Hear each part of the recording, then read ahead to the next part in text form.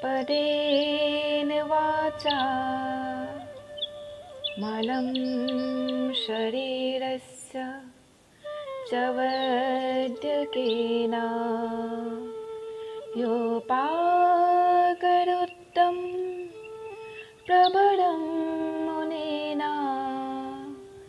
पतञ्जलिं प्राञ्जलिरानितोऽस्मि।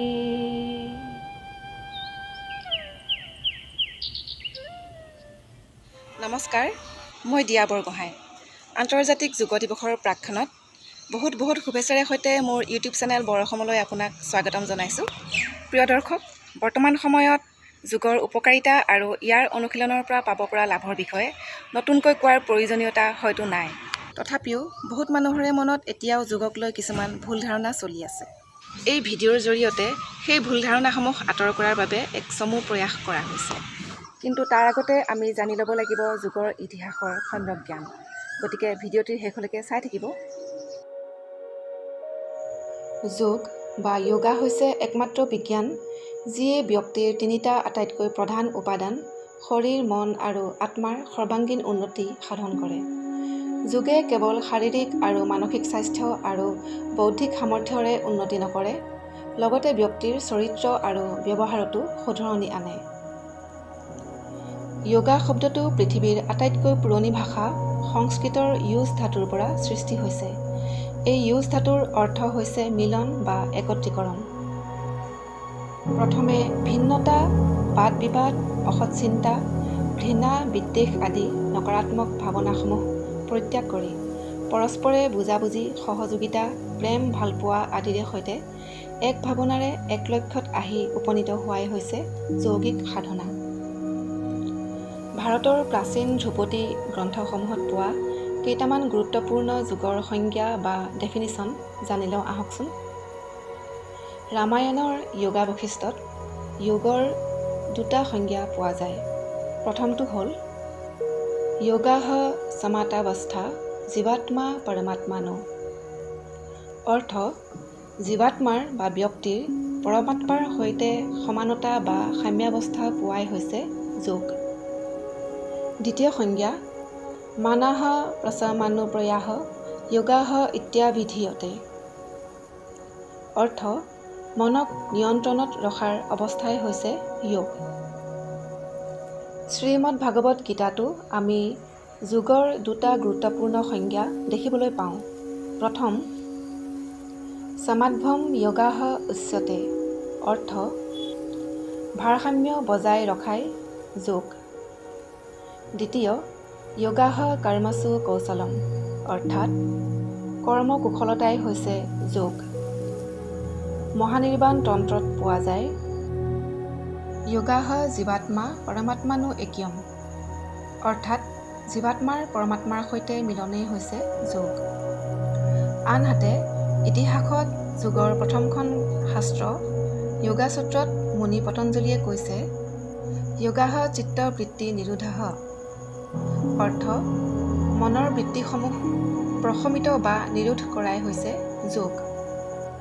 প্ৰিয় দৰ্শক, আমি জানো যে সংস্কৃত ভাষাৰ মাত্ৰ ৩-৪টা শব্দৰ শ্লোকতে গভীৰ অৰ্থ নিহিত হৈ থাকে।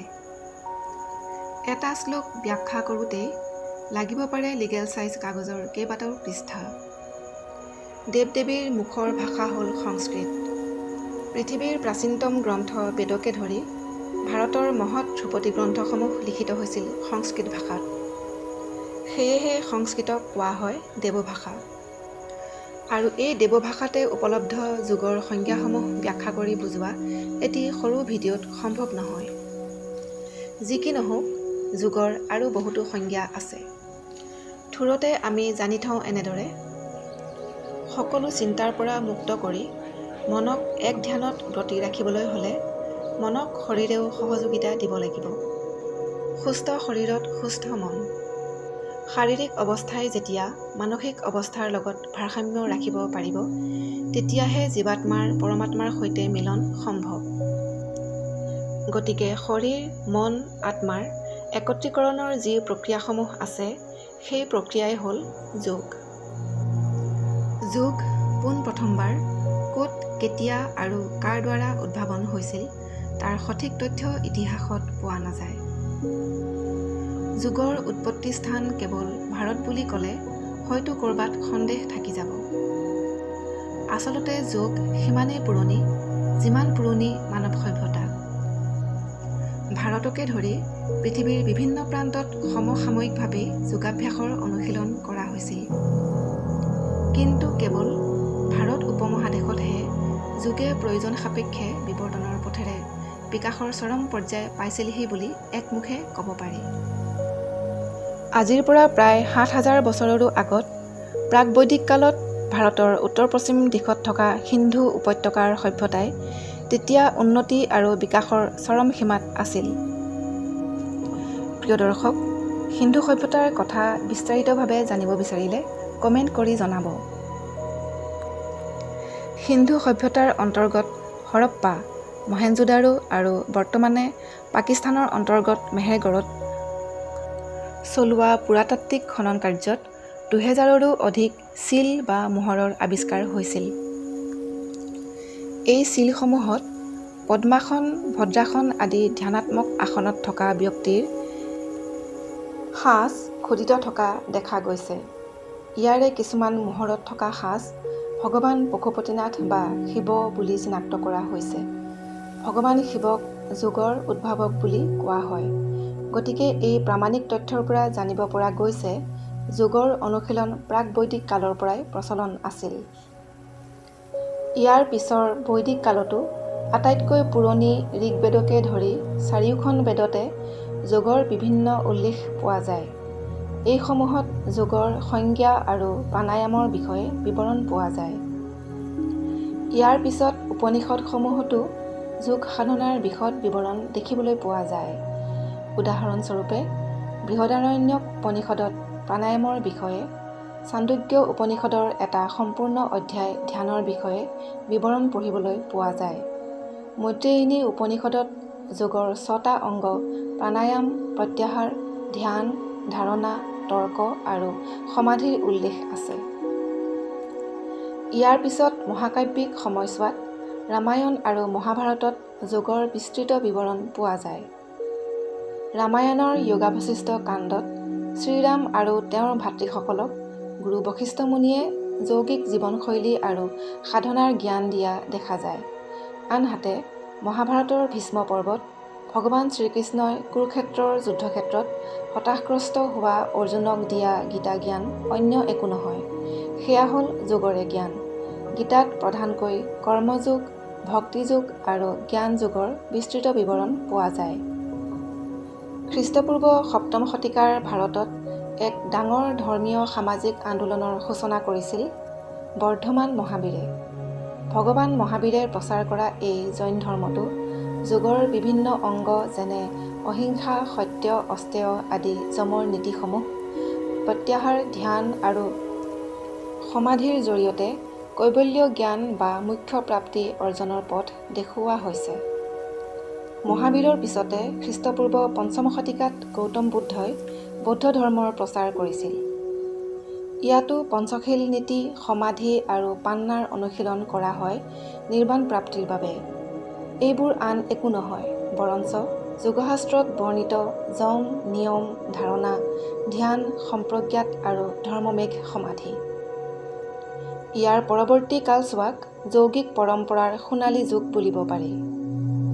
কাৰণ তাৰ আগৰ বিভিন্ন সময়ছোৱাত বেদ, উপনিষদ, ৰামায়ণ, মহাভাৰত, পুৰাণ, জৈন আৰু বৌদ্ধ ধৰ্মৰ বিভিন্ন গ্ৰন্থত বৰ্ণিত থকা যোগৰ বিষয়বস্তু সৰ্বসাধাৰণৰ বাবে বোধগম্য নাছিল আৰু গ্ৰন্থসমূহত যোগৰ কথাবোৰ আছিল সিঁচৰিত হৈ। এই সময়ছোৱাতে মুনি পতঞ্জলীয়ে এই গ্ৰন্থসমূহত সিঁচৰিত হৈ থকা যোগৰ জ্ঞানগৰ্ভ কথা বিধিসন্মত আৰু বিজ্ঞানসন্মতভাৱে প্ৰথমবাৰৰ বাবে সংকলন কৰি উলিয়াইছিল তেখেতৰ যোগাসূত্ৰ গ্ৰন্থত। যোগাসূত্ৰত আছে ৪টা অধ্যায়: সমাধিপাঠ, সাধনপাঠ, বিভূতিপাঠ আৰু কৈবল্যপাঠ। এই ৪টা অধ্যায়ত মুঠতে ১৯৮টা সূত্ৰ বা শ্লোকত বৰ্ণিত আছে পতঞ্জলীৰ ৰাজযোগ বা অষ্টাংগ যোগ। ইয়াৰ এই ৮টা অংগ হ'ল যম, নিয়ম, আসন, প্ৰাণায়াম, প্ৰত্যাহাৰ, ধাৰণা, ধ্যান আৰু সমাধি। পতঞ্জলীৰ যোগাসূত্ৰই হৈছে প্ৰথমখন যোগ দৰ্শনৰ শাস্ত্ৰ, য'ত বৰ্ণিত হৈছে সম্পূৰ্ণ বিধিসন্মত আৰু বিজ্ঞানসন্মতভাৱে। ৰাজযোগ বা অষ্টাংগ যোগ সৰ্বসাধাৰণ মানুহে অনুসৰণ বা অনুশীলন কৰিব পৰা এক বিধিসন্মত আৰু বিজ্ঞানসন্মত যৌগিক প্ৰক্ৰিয়া। সেয়েহে সেই সময়ছোৱাক কোৱা হয় যোগৰ পতঞ্জলী কাল বা ধ্ৰুপদী কাল। ধ্ৰুপদী কালত অষ্টাংগ বা ৰাজযোগৰ সাধনাৰ কেন্দ্ৰ আছিল আত্মিক বা আত্মা, কিন্তু ইয়াৰ পৰৱৰ্তী হঠযোগ কালত আত্মিক কেন্দ্ৰৰ পৰা আঁতৰি যোগ সাধনা শৰীৰকেন্দ্ৰিক হৈ পৰিল। কিন্তু হ'লেও ৰাজযোগ আৰু হঠযোগৰ উদ্দেশ্য আছিল একেই, আত্মাৰ পৰমাত্মাৰ সৈতে মিলন বা মোক্ষ প্ৰাপ্তি। হঠ য়োগা শৰীৰকেন্দ্ৰিক এই কাৰণেই হ'ল যে শৰীৰ নিৰোগ বা শুদ্ধ থাকিলেহে আধ্যাত্মিক যাত্ৰা বা যোগৰ লক্ষ্যত উপনীত হ'বলৈ সক্ষম হ'ব পাৰি, কাৰণ আধ্যাত্মিক যাত্ৰা হ'ল আটাইতকৈ কঠিন যাত্ৰা। এই হঠযোগৰ কালতে শৰীৰ শুদ্ধিকৰণৰ পদ্ধতি আৰু বিভিন্ন আসন প্ৰাণায়ামৰ উদ্ভাৱন হৈছিল। তাৰ আগত ধ্যানাত্মক আসনৰ বৰ্ণনাহে মুখ্যতঃ আছিল। যোগী মৎস্যেন্দ্ৰনাথে প্ৰথম হঠযোগৰ প্ৰচলন কৰিছিল। তেখেতৰ শিষ্য যোগী গোৰক্ষনাথে গুৰু-শিষ্য পৰম্পৰা অব্যাহত ৰাখি গোৰক্ষ সংহিতা, সিদ্ধ সিদ্ধান্ত পদ্ধতি, গোৰক্ষ শতক আদি হঠয়োগা সম্পৰ্কীয় গ্ৰন্থ প্ৰণয়ন কৰিছিল আৰু তেখেতৰ দিনতে হঠযোগে বহুলভাৱে প্ৰচাৰিত হৈছিল। 14 আৰু 18 শতিকাৰ সময়ছোৱাত স্বামী স্বাত্মাৰামে লিখিছিল হঠয়োগা প্ৰতিপিকা।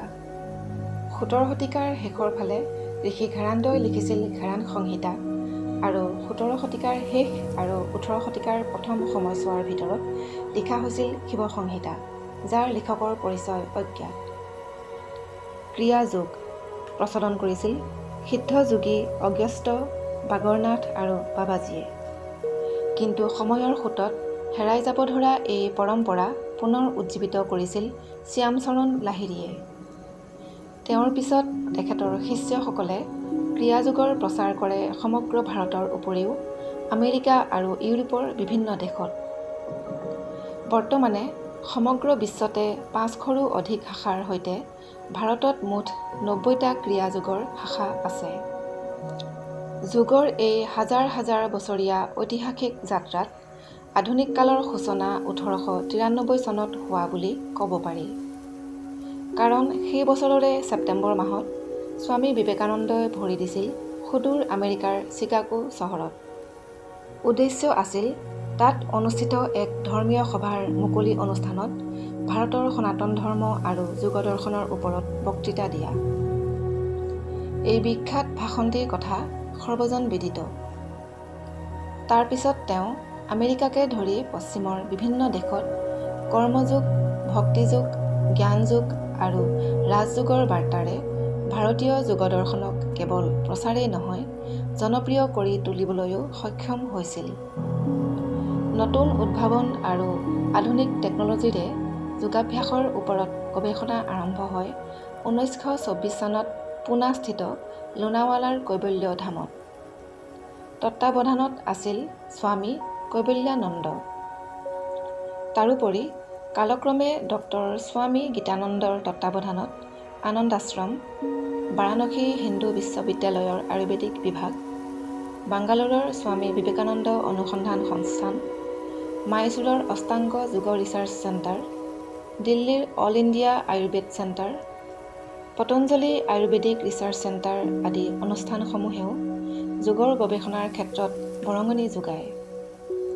সমগ্ৰ বিশ্বতে এতিয়া যোগে ইমানেই জনপ্ৰিয় আৰু অত্যাৱশ্যকীয় হ'ল যে ৰাষ্ট্ৰসংঘয়ো 2015 চনত প্ৰতি বছৰৰ 21 জুনৰ দিনটোক আন্তৰ্জাতিক যোগ দিৱস হিচাপে উদযাপন কৰাৰ বাবে অনুমোদন জনায়।